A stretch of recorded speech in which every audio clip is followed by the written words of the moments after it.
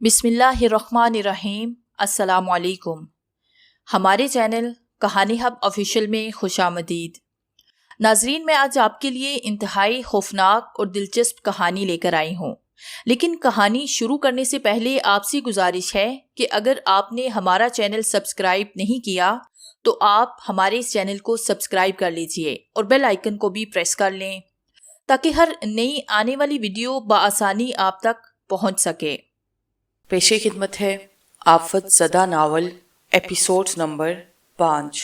मैं आंटी को सारे वाक़े की तफसील बताने लगा और वो हैरत ज़दा सी कमरे में एक अजीब तरह की वहशत देखती रही। फिजा में एक सनसनी दौड़ गई। इसी दौरान में बैरूनी दरवाजे की बेल बजी।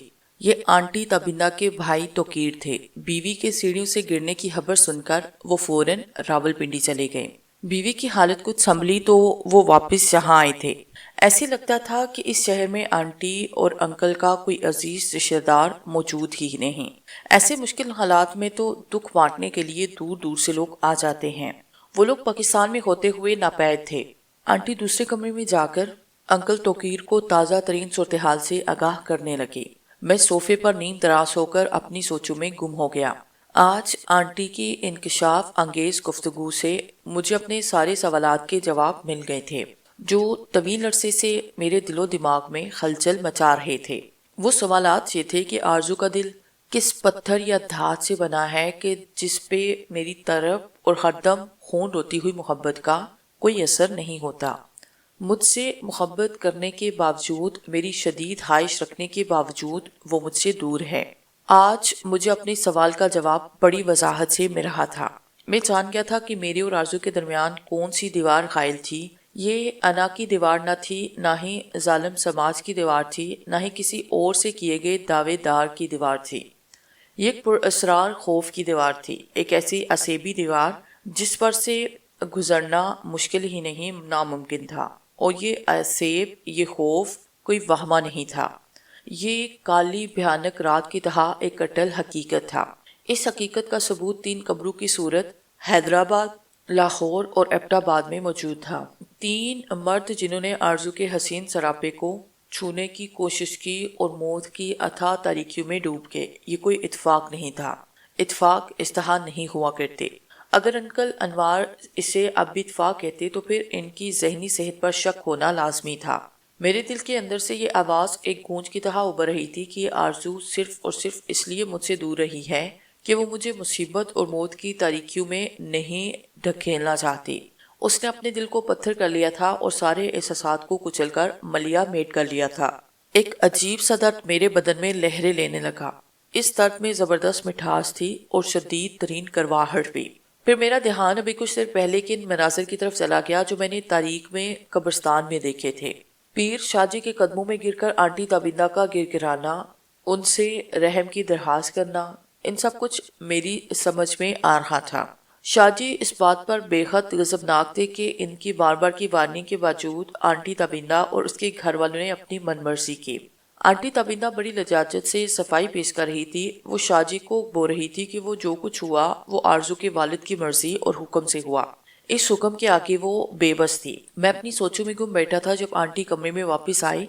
उन्होंने मुंह हाथ धोया और कदरे फ्रेश हो गई। वो मुझसे कहने लगी, जलाल बेटा, अब गुड्डू नहीं है, भाई तोकीर के पास आ गए हैं, चलो तो मुझे हॉस्पिटल छोड़ आओ। मैंने घड़ी देखी, आंटी अब तो 12 बजने वाले हैं, आप आराम करने चले जाएं। नहीं जलाल, उन्होंने बेकरारी से दाएं बाएं सर हिलाया। चलो, दिल घबरा रहा है, मैं यहाँ रही तो मुझे कुछ हो जाएगा, मुझे हॉस्पिटल ले चलो। रास्ते में आंटी ने फिर आंसू बहाना शुरू कर दिए। कहने लगी, मैं आरजू को अकेला नहीं छोड़ना चाहती, वो बहुत परेशान है।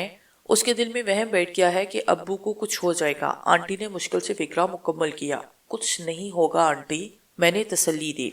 अब तो वो खतरनाक हद से निकल आए हैं। इंशाल्लाह 1-2 दिन तक आम वार्ड में मुंतकिल हो जाएंगे। बस वो बड़ी पागल है, खुद भी रोती है, मुझे भी रुलाती है। कल रात ऊँगती रही, एकदम उठकर बैठ गई, चीखने लगी, अम्मी मेरे अब्बू को बचाएं, अम्मी कुछ करें।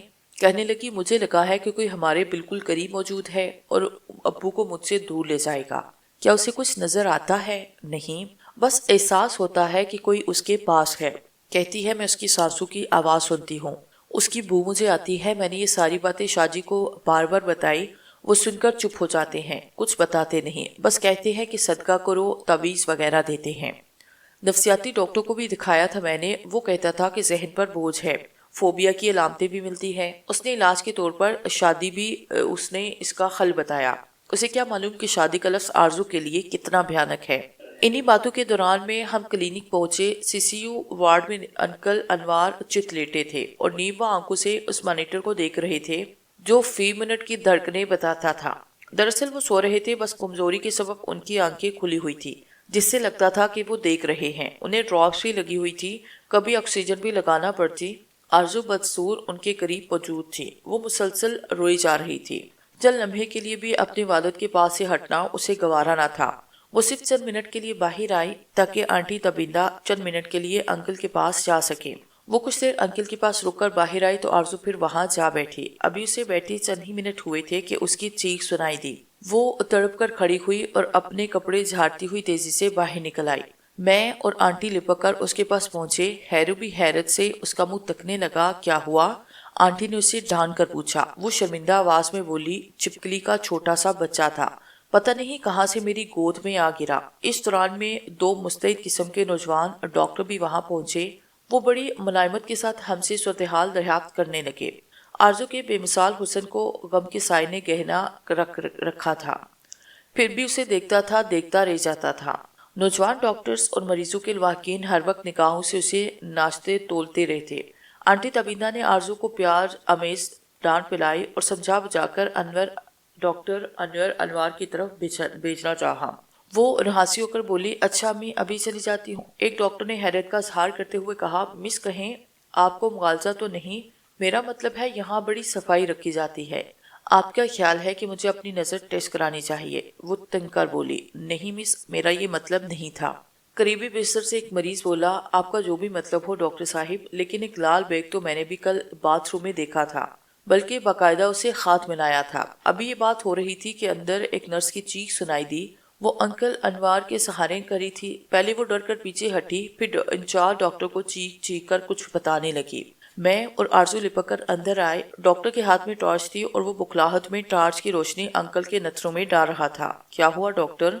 میں نے چیخ کر پوچھا۔ اسٹاف کہہ رہی ہے کہ چھپکلی کا چھوٹا سا بچہ مریض کی ناک کی طرف جا رہا ہے۔ سر وہ اندر چلا گیا، میں نے خود دیکھا۔ سب مریض بستروں پر اٹھ کر بیٹھ گئے۔ شور سن کر ایک سینئر ڈاکٹر صاحب، دو تین نرسیں بھی موقع پر پہنچی۔ ڈیوٹی ڈاکٹر نے سینئر ڈاکٹر کو وہی کچھ بتایا جو ابھی اس نے بتایا تھا۔ ایک بوڑھے مریض نے آرزو کی طرف اشارہ کرتے ہوئے کہا، ابھی بچی نے بھی وہ چھوٹی چھپکلی دیکھی ہے۔ سینئر ڈاکٹر کی پیشانی سے پسینہ چھوٹ نکلا۔ اس نے جلائے ہوئے لہجے میں کہا، اچھا آپ سب لوگ باہر جائیں، یہ سی سی یو ہے۔ وارڈ بوائے نے سب کو دھکیل کر باہر نکالا۔ بہرحال میں نے باہر جانے سے انکار کیا اور انکل انوار کے نزدیک ہی موجود رہا۔ ہر شخص حیران تھا اور ان کی نظر ڈاکٹر صاحبان کی طرف تھی۔ وہ ابھی تک صاف کی بات ماننے کو تیار نہ تھے کہ چھپکلی کا بچہ ناک کے راستے مریض کے اندر گھس گیا ہے۔ اسٹاف بار بار سائڈ ٹیبل کی طرف اشارہ کر رہی تھی اور بتا رہی تھی کہ چھپکلی کا بچہ وہاں رکھے ہوئے گلدستے میں سے نکلا اور مریض کے سینے پر چڑھ کر سیدھا اس کے نتنوں کے اندر چلا گیا۔ ابھی یہی باتیں ہو رہی تھی کہ اچانک انکل انوار کی ناک سے خون رسنے لگا۔ وہ نیم بے ہوشی کی حالت میں اپنے سر کو دائیں بائیں حرکت دینے لگے۔ وہ جیسے ایک کسی شدید کرب میں گرفتار ہو گئے تھے۔ ڈاکٹرز کے رنگ فک ہوئے۔ انہوں نے جلدی جلدی انکل کے بستر کے گرد پردے کھینچے۔ میں نے جو آخری منظر دیکھا وہ یہ تھا کہ انکل سخت بے چینی کے عالم میں اپنے سر کو جھٹکے دے رہے تھے اور ان کے خلق سے عجیب سی گراہٹ نکل رہی تھی۔ ان کی ناک سے رسنے والا خون اب ان کے رخسار پر پہنچ رہا تھا۔ وارڈ بوائے نے مجھے قریباً دھکیل کر باہر نکالا۔ آنٹی، آرزو اور خیرو وغیرہ کے چہرے خوف سے تاریک ہو رہے تھے۔ وہ پھٹی پھٹی نظروں سے ایک دوسرے کا چہرہ دیکھ رہے تھے۔ کچھ منٹ کے بعد ہم نے دیکھا کہ ڈاکٹر صاحبان بڑی افراتفری کے عالم میں انکل انوار کو آپریشن تھیٹر کی طرف لے جا رہے ہیں۔ ان کی آنکھیں بند تھی، ان کے سر کو مسلسل جھٹکے لگ رہے تھے۔ ٹھیک 15 منٹ کے بعد ہم نے انکل انوار کی موت کی خبر سنی۔ انکل انوار کی موت ایک معمہ تھی۔ یہ معمہ یوں اور بھی پیچیدہ ہو گیا کہ اس چھپکلی کے بچے کا کوئی سراغ نہیں ملا جو آرزو نے اور پھر نرس نے فوزیہ نے انکل کے ناک میں جاتے دیکھا۔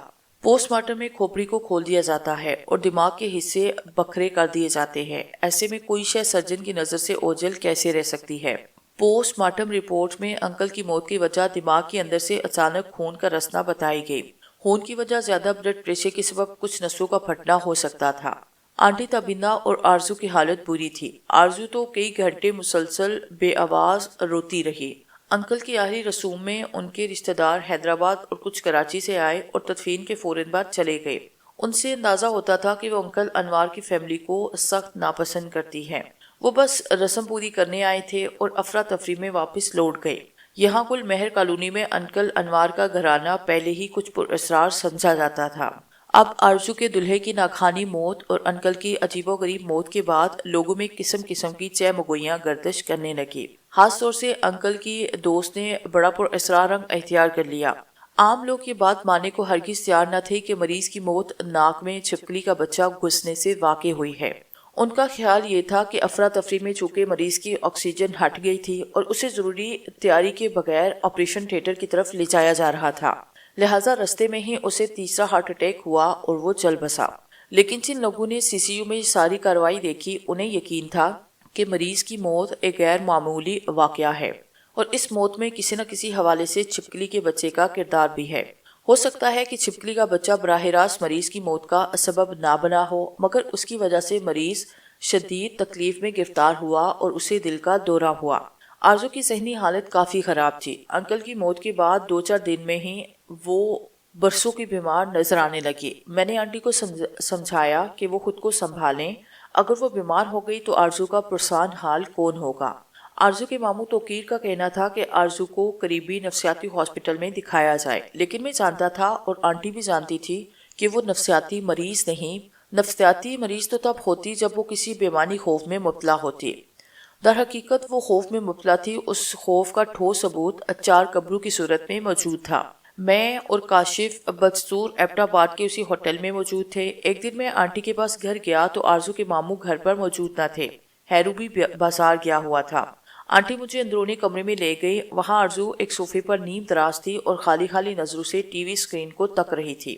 اس کے خوبصورت بالوں کی کچھ لٹیں اس کے چہرے پر بکھری تھی۔ لگتا تھا کسی مصور نے دلکش رنگوں سے حزن و ملال کو تصویر کر رکھا ہو۔ میرے دل کی گہرائیوں سے یہ خواہش ابھری کہ آرزو کے سارے غم میں اپنے سینے میں سمیٹ لوں، وہ ہوا کی طرح ہلکی، پھول کی طرح شگفتہ ہو جائے۔ ہمیں دیکھ کر آرزو جلدی سے کھڑی ہوئی۔ ہمارے درمیان کلمات کا تبادلہ ہوا۔ آنٹی نے کمرے کا دروازہ اندر سے بند کیا، پھر وہ آرزو سے بولی، بیٹی جلال کو وہ نشان دکھاؤ۔ آرزو کے چہرے پر شدید زبزب کے آثار ابھرے۔ کوئی بات نہیں بیٹا، آنٹی نے اسے پچکارا، یہ کوئی غیر نہیں، اپنوں سے بڑھ کر اپنے ہیں۔ آرزو دیوار کی طرف رخ کر کے صوفے پر بیٹھی۔ آنٹی نے اس کا دوپٹہ ایک طرف رکھا، اس کے لمبے ریشمی بال پشت سے اٹھا کر آگے کی طرف یوں ڈالے کہ آرزو کی گردن عقب سے ننگی ہو گئی۔ شفاف جلد والی دودیا گردن جس پر نظر پڑتے ہی کچھ بھی دکھائی نہ دے۔ میں مبہوت سا رہ گیا۔ جہاں سے سر کے بال شروع ہوتے تھے وہاں کوئی 2 انچ نیچے دودیا جلد پر ایک اٹھنی جتنا نشان موجود تھا۔ یہ نشان خاد کے جیسا لگتا تھا۔ ایک بات سمجھ میں نہ آئی، اس نشان کا رنگ سرخ بتایا گیا، لیکن یہ مجھے ہلکا عنابی نظر آ رہا تھا۔ نشان دیکھنے کے بعد میں اور آنٹی کمرے سے باہر نکل آئے۔ آنٹی کے چہرے پر تشویش کے سائے کچھ اور بھی گہرے نظر آ رہے تھے۔ وہ بولی، تم نے اس کا نشان دیکھا ہے؟ جی ہاں، بالکل ہلکا عنابی ہے۔ یہ رنگ پچھلے 3-4 دن میں ہی بدلا ہے۔ جب سے رنگ بدلا ہے تب سے آرزو زیادہ چپ بھی رہنے لگی ہے، کوئی بات نہیں کرتی، اپنے ابو کے بارے میں کچھ نہیں کہتی، حالانکہ پہلے 2-4 دن ہر وقت ان کی باتیں یاد کر کے روتی۔ آپ نے شاہ جی سے بات کی؟ میں نے پوچھا۔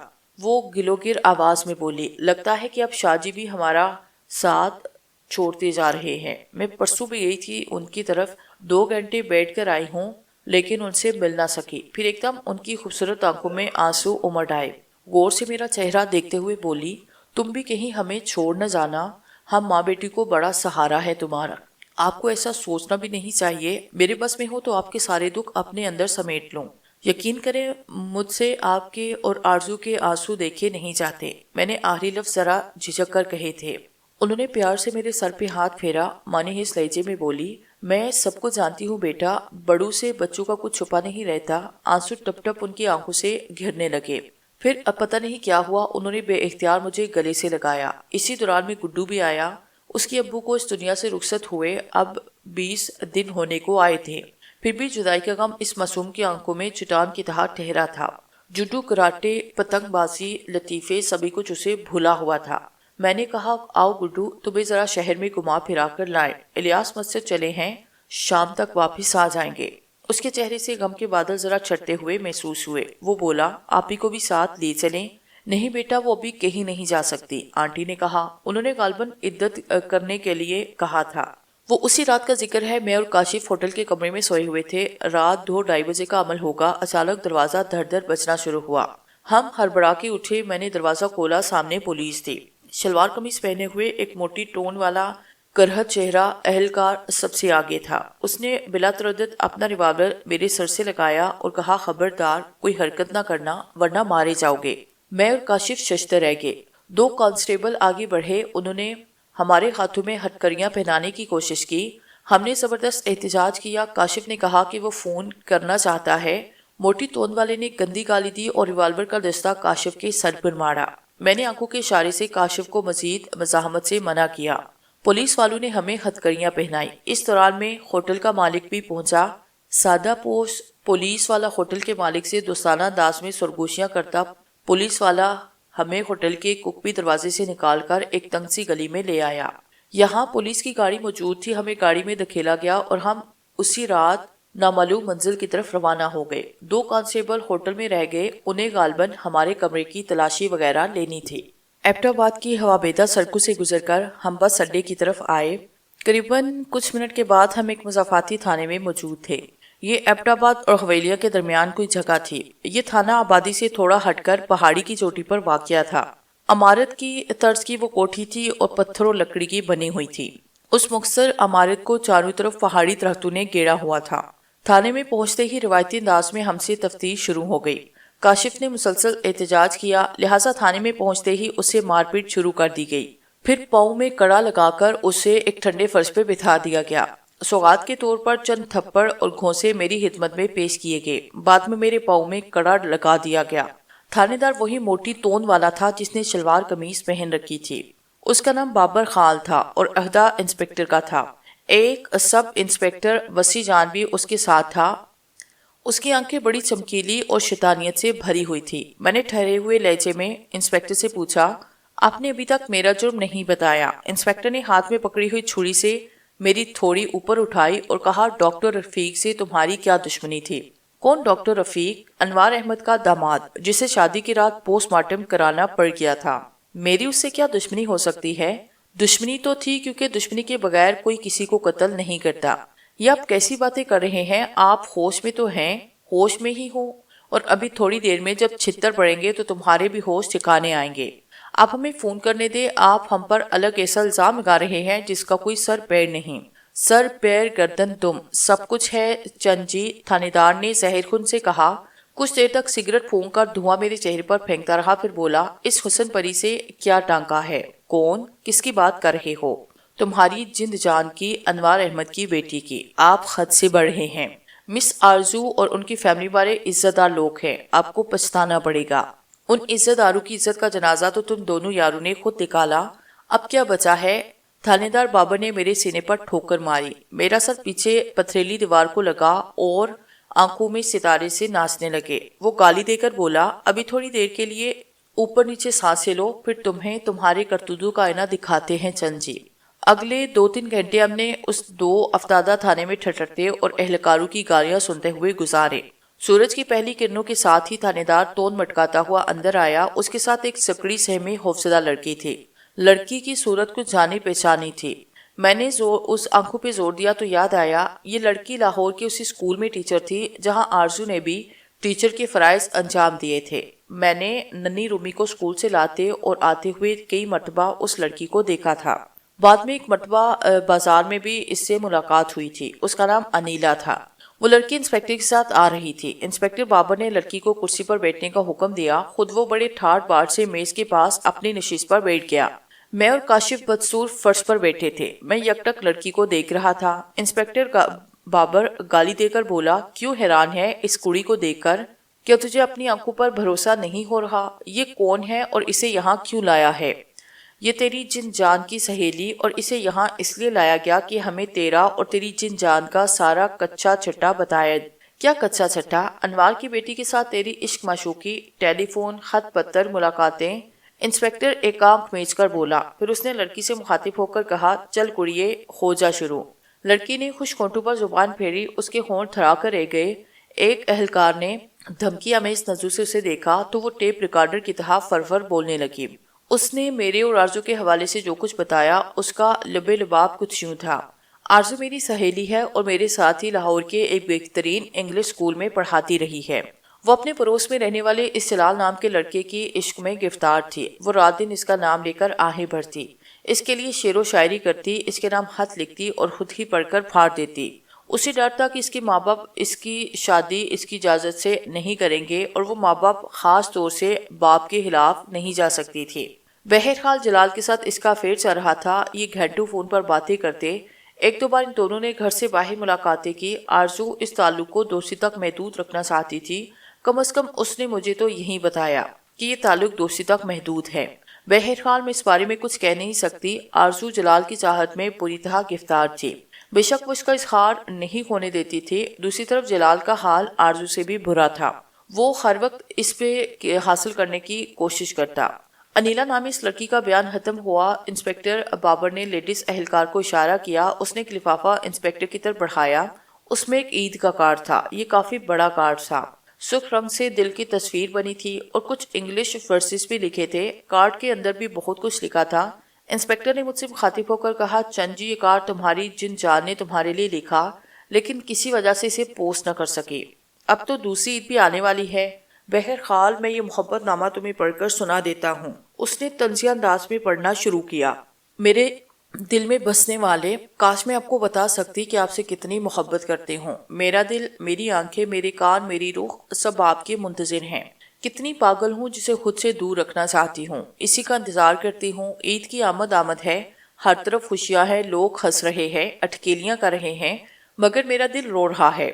ہاں جلال، میرا دل رو رہا ہے۔ میں آپ کو کیا بتاؤں، میرے اور آپ کے درمیان کیسی دیوار حائل ہے۔ میں چاہتی ہوں کہ اگر میں ایک بار بھی کہوں تو آپ اس دیوار کو توڑ دیں گے، مگر اس دیوار کا ٹوٹنا ہمارے لیے بڑا خطرناک ہوگا۔ جلال، میں کیا کروں، کہاں جاؤں؟ تمہاری محبت مجھے توڑ کر ریزہ ریزہ کر رہی ہے اور میں ریزہ ریزہ ہونے پر مجبور ہوں۔ میں جانتی ہوں جلال، آپ آج کل بڑی شدت سے میرا انتظار کر رہے ہیں۔ آپ مجھے گھر سے باہر ملنا چاہتے ہیں، شاید مجھ سے ناراض بھی ہیں۔ پرسوں میں انیلا کے ساتھ مال روڈ پر شاپنگ کر رہی تھی، آپ ہمارے ساتھ سنیک بار میں بیٹھنا چاہتے تھے، میں نے نہ چاہتے ہوئے بھی انکار کیا۔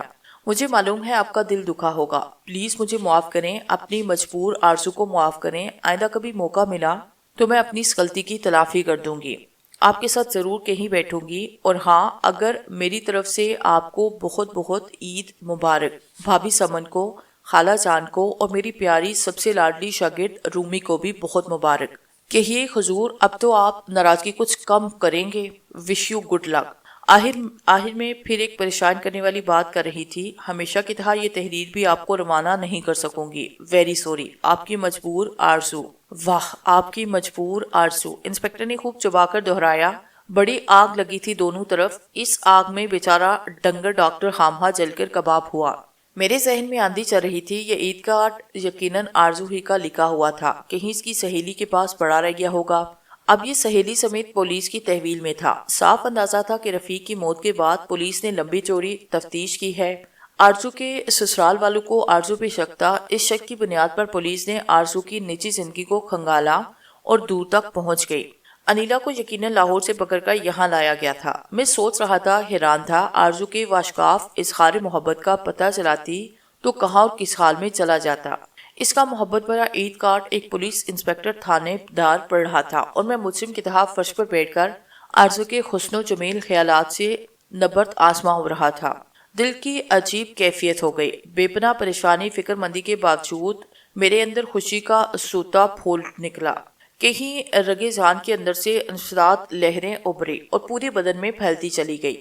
ہاں چند جی، اب تمہارا کیا خیال ہے؟ انسپکٹر نے پوچھا، وہی جو اس سے پہلے تھا۔ آپ خامخواہ اپنا وقت ضائع کر رہے ہیں، آپ کو رفیق کا قاتل ڈھونڈنا چاہیے، مگر اس کے لیے آپ نے بالکل غلط راستہ اختیار کیا۔ تو صحیح راستہ تم بتاؤ۔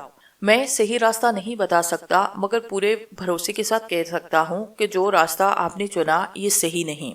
یہ صحیح راستہ ہے جب تمہیں ننگا کر کے چھت سے الٹا لٹکایا جائے گا تو تمہیں خود نظر آئے گا۔ تم ایسا کرنے کا کوئی اختیار نہیں رکھتے، کاشف چیخ کر بولا۔ 24 گھنٹے پورے ہونے سے پہلے تمہیں ہم دونوں کو مجسٹریٹ کے سامنے پیش کرنا ہوگا، تمہیں ریمانڈ لینا پڑے گا۔ انسپکٹر نے کہا لگایا، جب ضرورت پڑے گی ریمانڈ شمانڈ بھی لے لیں گے، فی الحال تو ہم ہی یہاں مجسٹریٹ ہیں اور ہم ہی مجسٹریٹ کے باپ ہیں۔ میں سچ کہہ رہا ہوں انسپکٹر، تمہیں پچھتانا پڑے گا۔ دن میں تارے نظر نہ آئے تو کہنا میرا نام کاشف نہیں۔ ہم پچھتائیں گے تو تب جب تمہیں زندہ چھوڑنے کی غلطی کریں گے۔ اگر اپنی زبان نہیں کھولو گے تو یہیں مار کر گاڑ ڈالوں گا تمہیں، کوئی مجھ سے پوچھنے کی جرات نہیں کر سکتا۔ انسپکٹر کا چہرہ آگ کی طرح سرخ ہوا، اس نے ایک ہی سانس میں درجنوں پر گالیاں دے ڈالی۔ ان گندی گالیوں کو سن کر انیلا کا رنگ زرد، کچھ اور کچھ پیلا ہو گیا۔ میں نے انسپکٹر کو ٹھنڈا کرنے کے لیے کہا، مگر جناب عالی، آپ ایک بے سروپا الزام کیوں لگا رہے ہیں ہمارے اوپر؟ اس نے اپنی چھڑی بے رحمی سے میری گردن میں چبوئی۔ یہ بے سروپا الزام ہے چند جی، ہمارے پاس پورے ثبوت ہیں۔ لاہور میں حسن پری سے تمہارا عشق ثابت ہو ہی گیا، اس کے بعد یہ بات بھی ثابت ہوئی کہ تم نے اپنا بعد میں بھی حسن پری کا پیچھا نہیں چھوڑا۔ آج کل بھی تم اپنے اس لنگوٹیے دوست کے ساتھ ذیشان ہوٹل میں موجود تھے۔ تم نے یہاں ملنے چلنے والوں کو بتا رکھا کسی دستاویزی فلم شلم کے چکر میں یہاں آئے ہو۔ یہ سراسر جھوٹ تھا۔ تم اپنی جن جان سے ملاقاتیں کرنے یہاں ٹھہرے تھے۔ انوار احمد کی غیر موجودگی میں تم کئی بار اس کے گھر گئے، آرزو سے ملاقاتیں کی۔ آرزو کی ماں بھی اس چکر میں تم کے ساتھ ملی ہوئی تھی۔ وہ خاوند کو دھوکہ دے کر تم دونوں کا ٹانکا فٹ کرانا چاہتی تھی، مگر خاوند ارادے کا پکا تھا، وہ اپنی مرضی کر رہا تھا اور تمہاری جن جان کی شادی کر دی۔ رقابت اندھے ہو کر تم نے شادی کی رات ڈاکٹر رفیق کو قتل کیا۔ اس نیک کام میں تمہاری جان نے بھی تمہاری پوری مدد کی اور بعد میں تمہیں کھڑکی کے راستے گھر سے نکال دیا۔ میں بڑے سکون سے تھانے-دار کے الزامات سنتا رہا۔ کاشف چپ نہ رہ سکا اور بولا، ہوش کے ناخن لو انسپکٹر، مہمانوں سے بھرے ہوئے گھر میں ایک اجنبی کا اندر آنا اور کیسے جا کر خجلہ روسی میں چھپ گیا، یہی سب کچھ تو پوچھنا ہے تم دونوں یاروں سے۔ انسپکٹر نے خوفناک انداز سے اوپر نیچے سر ہلایا۔ تم دونوں کا خیال تھا کہ ڈاکٹر رفیق کی موت معمہ بن جائے گی۔ اس سے پہلے بھی تمہاری جن جان کا ایک شوہر شادی کی رات مارا گیا، اور اس سے پہلے بھی شاید اس سے ملتا جلتا ایک واقعہ ہو چکا ہے۔ تمہیں پوری توقع تھی کہ یہ معاملہ پر اسرار رنگ اختیار کر جائے گا۔ کیوں میں غلط تو نہیں کہہ رہا؟ آپ نے اب تک جو بھی فرمایا وہ الف سے یہ تک غلط ہے، میں نے کہا۔ اتنے میں اس دور افتاب تھانے پولیس چوکی سے باہر ایک گاڑی آ کر رکی۔ کچھ دیر بعد چند پولیس والے اندر آئے، ان میں سے 2 مرد لیڈیز اہلکار تھے، ان کے ساتھ آرزو تھی۔ میں اسے دیکھتا رہ گیا، وہ حسب معمول اپنا چہرہ چھپائی تھی، صرف آنکھیں ننگی تھی، اس کے ہاتھ ہولے ہولے لرز رہے تھے۔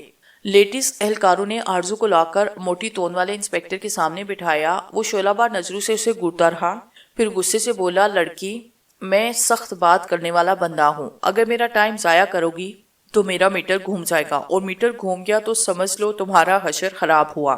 بہتر ہے کہ وہ جو سچ ہے وہ ابھی اگل دو، کیونکہ سچ تو تمہیں بہرحال بولنا ہی ہے۔ میں کیا بولوں انسپکٹر صاحب، آرزو نے روحانسی آواز میں کہا۔ مجھے جو کچھ معلوم تھا میں نے ان دونوں کو بتایا۔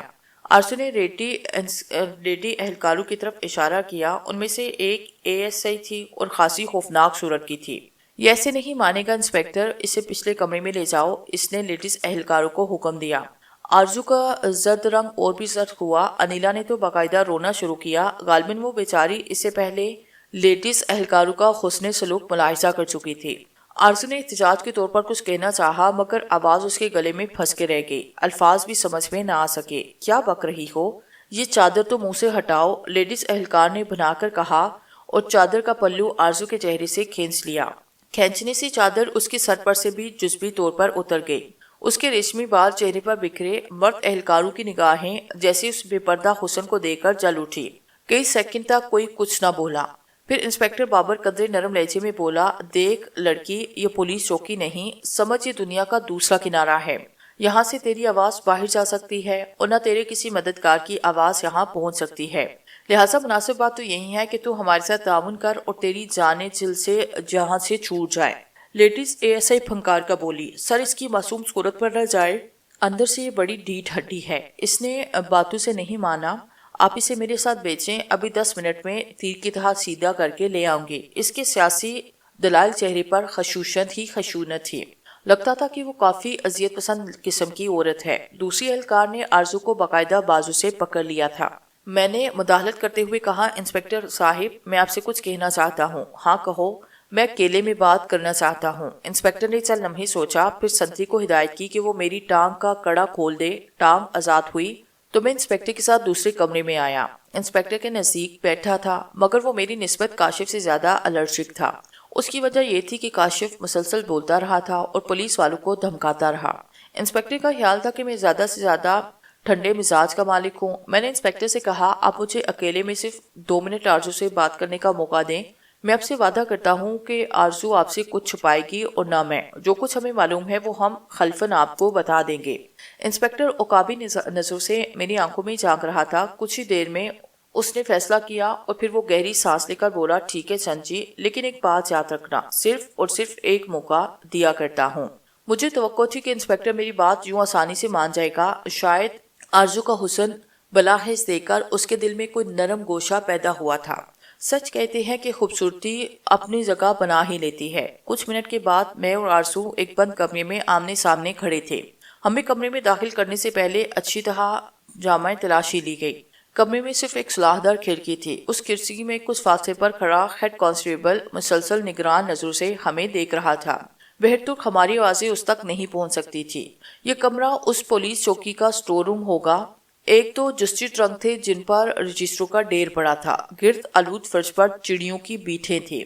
آج میری نگاہ میں ایسا بھنکن تھا جو اس سے پہلے کبھی نہ تھا۔ ایک ایسا جوش میرے سینے میں بھرا ہوا تھا جس کے سامنے 7 سمندروں کی طغیانی تھی۔ قریباً 1 برس پہلے لکھے گئے عید کارڈ کے الفاظ ابھی تک میرے کانوں میں گونج رہے تھے اور میرے اندر حوصلہ اور ہمت کا ایک پہاڑ کھڑا ہو گیا تھا۔ میں نے کہا، آرزو، آپ نے تو شاید 100 سال تک بھی اظہار محبت نہیں کرنا تھا۔ اپنے اور میرے تعلق کو بس دوستی کا نام دیتے رہنا تھا۔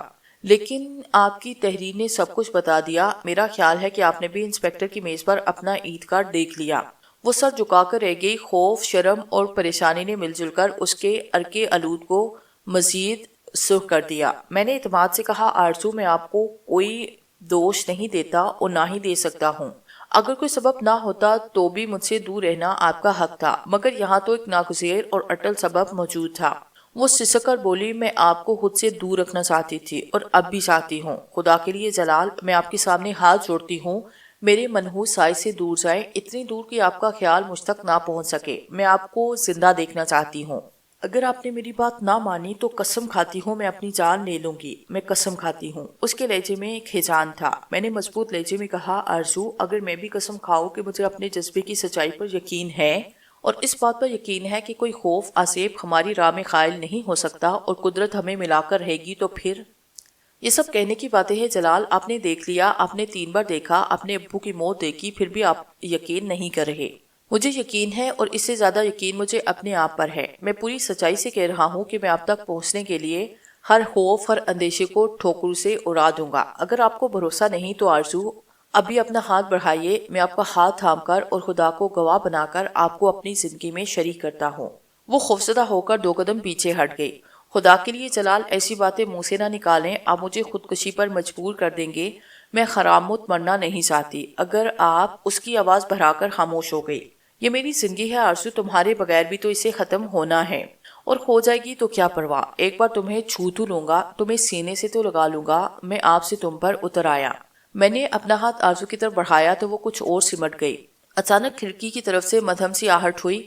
میں نے مڑ کر دیکھا، ایک کالی سفید بلی آنگنی سلاخوں میں موجود تھی۔ اس کا آدھا در سلاخوں سے اندر اور آدھا باہر تھا۔ بلی کی نہایت ترہم آنکھیں مجھ پر جمی تھی۔ اس کے جسم کے بال کھڑے ہوئے اور خلق سے عجیب سی گراہٹ نکل رہی تھی۔ مجھے بالکل یہی لگا کہ اگر میں چند سیکنڈ اسی طرح کھڑا رہا، بلی چھلانگ لگائے گی اور اپنے نوکیلے پنجوں سے میرا چہرہ ادھیڑ دے گی۔ آرزو کی نگاہ بھی بلی پر پڑی۔ آرزو سے بلی کا فاصلہ بمشکل 2 گز تھا۔ بلی کو اور اس کے خوفناک انداز کو دیکھ کر آرزو کے ہونٹوں سے چیخ نکلی اور وہ کمرے کے دوسرے گوشے میں سمٹ گئی۔ آرزو کی چیخ بلند ہوتے ہی دروازے سے باہر دوڑتے قدموں کی آواز آئی۔ دروازہ دھماکے سے کھلا۔ سب انسپکٹر وسیع جان دوڑ کر آیا اور ریوالور اس کے ہاتھ میں تھا۔ کیا ہوا؟ اس نے پوچھا۔ ہم نے ایک ساتھ کھڑکی کی طرف دیکھا۔ خونخوار صورت والی بلی غائب تھی۔ آرزو کا رنگ ہلدی ہو رہا تھا۔ کیا شور مچایا تھا؟ وسیع جان گرج کر بولا۔ یہ جانوروں سے خوفزدہ ہو جاتی ہے. ابھی یہاں بلی کھڑی تھی. جانوروں سے ڈرتی ہے تو پھر صاف اگل دے. یہاں بڑے بڑے جانور موجود ہیں. وسیع جان ہم دونوں کو دوبارہ انسپیکٹر بابر کے کمرے میں لے گیا. انسپیکٹر بابر نہانے کے لیے گیا تھا. واپس آیا تو ایک بار پھر ہم سے سوال جواب شروع کر دیے. اس مرتبہ کمرے میں آرزو کے سوا کوئی نہ تھا. میں نے کہا انسپیکٹر میں اور آرزو اپنے ارادے پر قائم ہیں. ہم آپ کو سب کچھ صاف صاف بتا دیں گے بالکل جیسے شیشہ صاف ہوتا ہے. مگر ہمیں تھوڑی سی مہلت دیں. آرزو بھی نارمل نہیں. بلی والے واقعے کے بعد سے وہ مسلسل کانپ رہی تھی جیسے سخت سردی لگ رہی ہو. اس کے سرخ رسیلے ہونٹ نیلکو ہو کر رہ گئے تھے. خود میں بھی ذہنی طور پر منصر ہوا. میں نے انسپیکٹر سے کچھ دیر کی مہلت مانگی مگر اس نے مہلت دینے سے انکار کیا.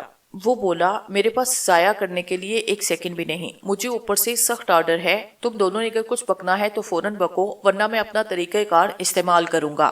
پتہ نہیں کیا بات تھی اس کا رویہ ایک دم پھر سے سخت نظر آنے لگا. میں نے کہا انسپیکٹر صاحب جو کچھ ہمارے ساتھ بیت رہی ہے وہ بالکل نئی چیز ہے. ہو سکتا ہے اس سے پہلے آپ کے تجربے میں نہ آئی ہو. اس لیے مجھے شک ہے کہ آپ ہماری باتوں پر یقین نہ کریں گے اور آخر میں یہی کہیں گے کہ ہم نے آپ کا ضائع کیا وقت. لیکن یہ سب کچھ سچ ہے انسپیکٹر صاحب. آرزو نے سسک کر میرا جملہ مکمل کیا.